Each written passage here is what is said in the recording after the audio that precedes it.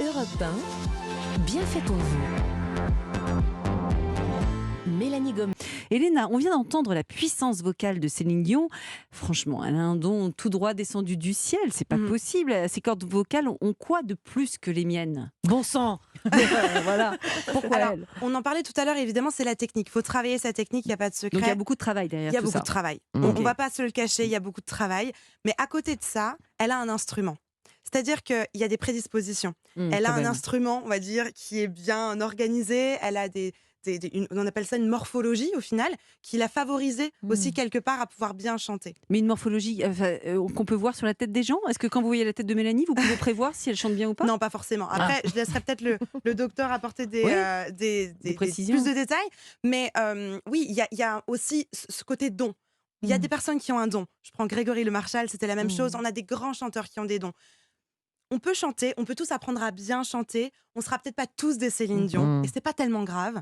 Maintenant, on peut tous apprendre à bien chanter et à s'exprimer, à avoir une belle voix. Docteur Mailly, alors est-ce qu'il y a des morphologies, effectivement, vous, quand vous voyez des gens dans la rue, vous pouvez dire, tiens, elle va avoir un bel organe, ou non, on voit rien de l'extérieur, j'imagine. Eh bien, écoutez, pas du tout. Il n'y a pas de morphologie de prédisposition. C'est ça qui fait finalement la magie de la voix.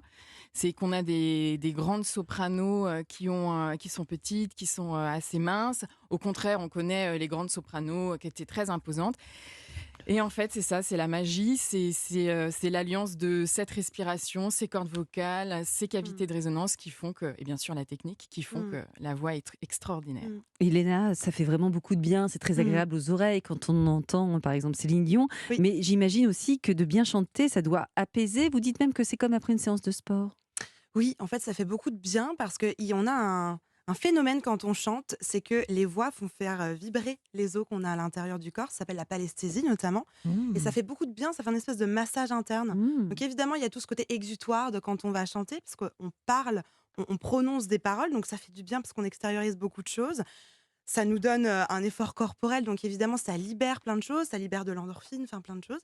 Et on a aussi toute cette histoire de vibration qui fait que ça fait énormément de bien de chanter, effectivement. On va vraiment s'y mettre, Julia. Je pense qu'il faut que vous progressiez, ça vous fera du bien. Docteur, j'ai une question. Pourquoi après une soirée où on a beaucoup chanté, ou alors le lendemain d'une grosse fête d'anniversaire comme celle de Mélanie hier, on n'a plus de voix ou la voix cassée? Qu'est-ce qui s'est passé? Est-ce que justement on a abîmé nos cordes vocales?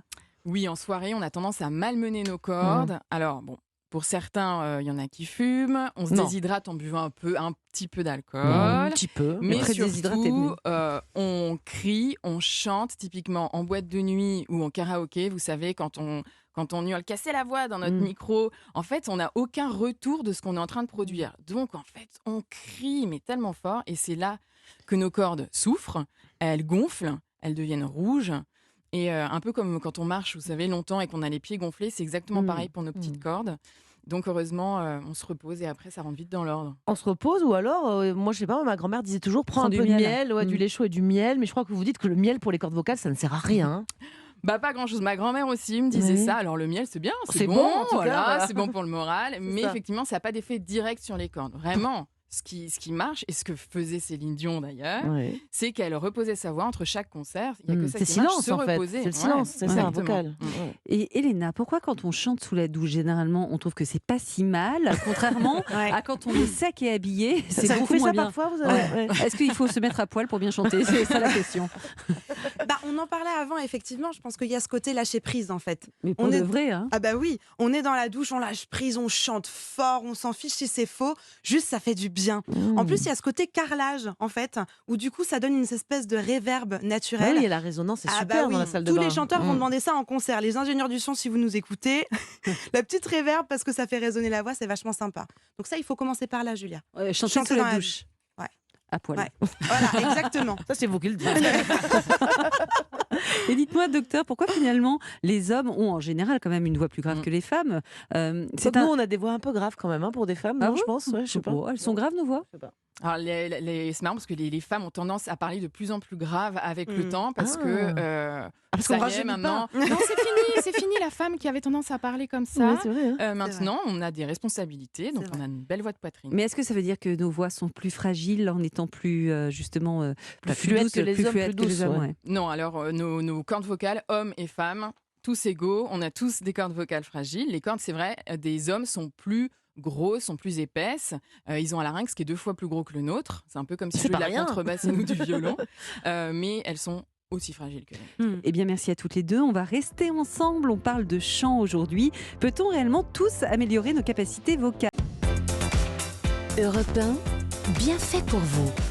Julia Vignali, Voilà, qu'on vient d'entendre. Alors en plus, elle a des aussi bonnes oreilles que la voix. Bon, enfin, bref. Julia, c'est vraiment pas gagné pour vous, mais pour les autres, il y a de l'espoir. Alors restez avec nous. Il n'y a qu'à appliquer les conseils de nos expertes, Elena Hurstel. Non, j'ai dit quoi, Hurstel Non, Hurstel, ouais. voilà. Menteur vocal, ainsi que le docteur Marie Mailly, chirurgien ORL et phoniatre à Paris. Elena, on vient d'entendre Whitney Houston. Évidemment, bien chanter, c'est déjà une prouesse, comme elle. Mais bien chanter en anglais, pour certains, c'est vraiment un défi. Moi, je sais que j'ai toujours chanté plutôt pas mal, mais en anglais, yaourt, je fais un du peu, yaourt. non, Ouais. Mais je crois que vous dites que c'est un bon exercice, en fait, de faire du yaourt. Ah ben carrément, le yaourt c'est génial. En fait moi je suis diplômée d'une méthode qui s'appelle la CVT, Complete Vocal Technique, qui nous vient du Danemark. Et la technique est surtout basée sur les voyelles. Elle nous dit qu'en fait on place notre technique sur les voyelles. Et du coup, moi, je conseille de chanter en yaourt parce que ça nous aide à garder le moule de la technique. Et donc, faudrait peut-être commencer par bien chanter en yaourt, en fait. Et docteur, vous dites que l'une des premières choses à faire si on veut tenter justement de bien chanter, c'est de s'hydrater en permanence. Pourquoi c'est encore plus important pour les chanteurs ? D'ailleurs, c'est la seule qui a un verre d'eau sur la table, le docteur. Vous avez vu ça ? Non, Pourquoi ça fait quoi aux cordes vocales ? En fait, les cordes vocales, pour bien fonctionner, pour être bien confortable, il faut qu'elles soient humides. Donc le chanteur, c'est son instrument de travail. Il faut que ça soit comme un moteur bien huilé. Et donc, pour qu'elles soient bien humides, bien sûr, il faut beaucoup boire régulièrement. Mais il faut aussi faire attention à l'atmosphère, voilà, l'humidité atmosphérique. Donc, attention au chauffage qui assèche. C'est vrai que le matin, la quand on a pièce. mis trop de chauffage, on se réveille, Ouais, on a la on voix est- un peu, il y a ouais. du mal à démarrer. Un peu quoi, sec, hein, ouais. Donc il faut mettre le bol d'eau sur un radiateur ou humidifié. Mhm. Pareil, la clim, très très sec, l'air, donc beaucoup boire quand on est dans un espace climatisé. Mhm. Pendant l'avion, beaucoup boire. Et On puis, chante rarement en avion en même temps. C'est pas... Il y a une bonne mais pour résonance, le pourtant, vous concert, devriez vous essayer. allez. Et puis on en parlait avec Elena, il y a les nébulisations, la vapeur d'eau, donc le hammam des cordes vocales est hyper pratique. Un peu d'eau dans un bol et c'est bon. On a Aude au 3921, notre répondeur, le répondeur d'Europe 1, qui a laissé un message. Je vais vous le résumer un petit peu. Elle explique qu'elle a eu le Covid et qu'elle a perdu la voix pendant 3 semaines à peu près. Et qu'avant le Covid, elle chantait très bien. Désormais, sa voix ne revient pas à la normale. Toutes les deux, des éléments de réponse. Peut-être déjà, Elena ? Ouais, moi j'ai eu ce problème en fait. J'ai eu un Covid long et ça a été super compliqué pour moi parce que étant chanteuse aussi à côté de mon métier de mentor vocal, j'ai tout perdu. Et j'ai surtout eu 2 choses principales qui peut-être seraient une piste pour Aude, c'est déjà de se remuscler. Parce que quand on Mais le quand- corps, vous voulez dire ? Exactement, Ouais, c'est de d'accord. reprendre une activité physique. Parce que quand on est malade, le corps a tendance à devenir un peu plus flasque. C'est important de se retonifier dans le corps et ensuite de travailler sur la respiration. Et vous, docteur, qu'en pense l'ORL, le Ouais, phoniatre c'est de ce important. cas ? Alors, pour les cordes vocales, si on a beaucoup toussé, la toux, Ouais. c'est vraiment catastrophique pour les cordes. Elles se frottent à chaque toux. Donc, il faut quand même qu'elle vérifie si elle n'a pas une petite lésion à cause de cette toux qui Donc fait aller qu'elle a voir du un mal à ORL, monter dans c'est les pas mal aigus. quand même. Exactement. Docteur, vous disiez, ou je ne sais plus laquelle de vous deux disait, mais en tout cas que quand on veut bien chanter et protéger sa voix surtout, il faut donc bien s'hydrater et éviter quand même tout ce qui est tabac, alcool. Mais ce que je comprends pas, si on prend l'exemple de grands rockers, je peux vous dire qu'ils buvaient pas que de l'eau, les gars. Comment leur organe a tenu le coup ? Comment c'est possible ? J'ai même l'impression que parfois le tabac peut faire une belle voix. Alors Docteur, déjà. Alors, c'est établi, le tabac, il altère la voix. Le tabac, il y a une irritation chronique, les cordes vocales, elles deviennent gélatineuses. Ça donne cette voix gélatineuse, d'accord. un peu gélatineuse à l'intérieur. Ça donne une voix grave et rocailleuse qu'on connaît à beaucoup de chanteurs, qui d'ailleurs ne veulent pas arrêter de fumer parce qu'ils ont peur de perdre cette identité Et il y a un vocale. risque, effectivement, s'ils arrêtent de fumer, que la voix s'éclaircisse. Ouais, Il y a un risque, c'est une chance, c'est moi, je trouve, possible, mais ouais, c'est possible, mais il faut quand même toujours garder à l'esprit que le tabac, Ça tue. c'est un Ouais. des facteurs de risque du cancer, donc Bien il vaut sûr. mieux l'arrêter, il faut penser à sa santé. Elena, sur Oui, alors moi, j'ai l'alcool, le connu- tabac, oui. Moi j'ai connu un homme qui avait une voix tellement aiguë qui fumait pour avoir la voix plus grave en fait. Ah oui. Et là, moi, je suis un petit peu, j'ai les yeux écarquillés et je me dis, mais non, il y a de la technique. Nous, on est là en tant que coach pour leur apprendre à avoir la voix plus grave, à avoir la voix rocailleuse. On appelle ça de la distorsion notamment. On peut ajouter ça sur la voix. Donc ça se travaille. Vous avez parlé du Oui. sport tout à l'heure Oui. pour reprendre justement, récupérer sa voix. Oui. Là, c'était dans le cas d'une maladie en particulier. Mais Oui. vous dites, je crois que quand on est chanteur, c'est bien d'être sportif, tout simplement, Super parce que Céline Dion, par exemple, Oui. voilà, elle a toujours fait énormément de sport. Hein. Super important. Un chanteur, c'est un athlète avant tout. On se rend pas compte parce qu'on pense que c'est 2 petites cordes vocales, mais non, on a tout le corps qui participe. Et c'est important de prendre en conscience que tout le corps va participer au fait de créer le son, cette espèce de moteur qu'on peut appeler le soutien, qui va du coup nous aider à bien respirer, etc. Donc c'est important parce que sinon on a des problèmes de forçage. On a la gorge qui va prendre le relais.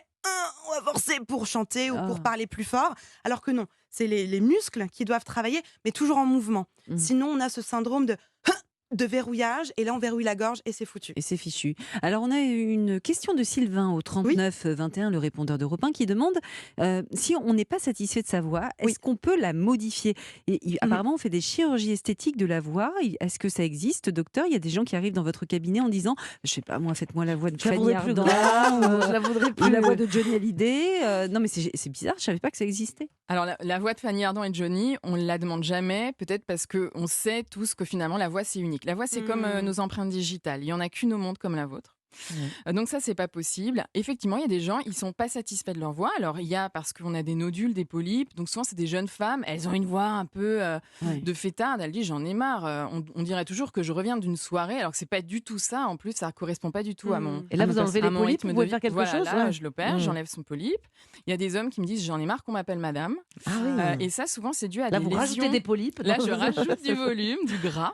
Je leur prends du gras. Et finalement, c'est dû à des lésions congénitales, un peu comme Adamo. Vous savez, Adamo, il a une voix très aigrelette. Vous injectez de la graisse dans les cordes vocales, c'est ça? Exactement. Et du botox, il paraît. J'ai entendu dire ça. J'injecte de la toxine botulique, du botox. Mais alors pourquoi ça, faire? c'est à visée thérapeutique. On est très loin de l'esthétique.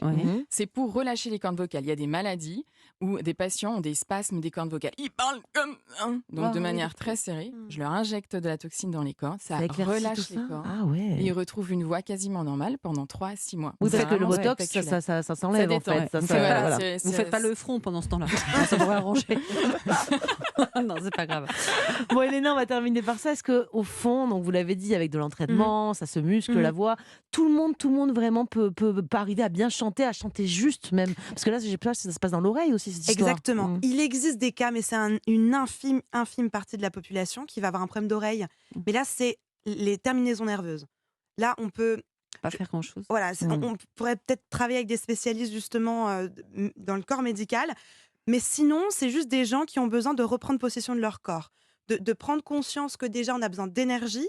C'est souvent ça, quand j'ai des personnes qui chantent faux, ils ont juste un problème d'énergie, de bien gérer leur énergie, de bien gérer l'accollement de leur corde vocale, comme le disait le docteur tout à l'heure, de bien gérer aussi leur résonance, d'apprendre finalement à se familiariser avec un instrument. Parce que quand on dit au piano, je joue faux, c'est normal parce qu'on n'a pas appris. Mais la voix, c'est pareil, il faut apprendre en fait. C'est aussi simple que ça. Il y en a quelques pistes d'amélioration ce matin, Julia. Merci beaucoup à toutes les deux d'avoir répondu à nos questions. Le niveau de chant de Céline Dion, c'est peut-être pas pour tout de suite. Voilà, mais en tout cas, il est possible de progresser, d'arriver à pousser la chansonnette sans briser d'oreille.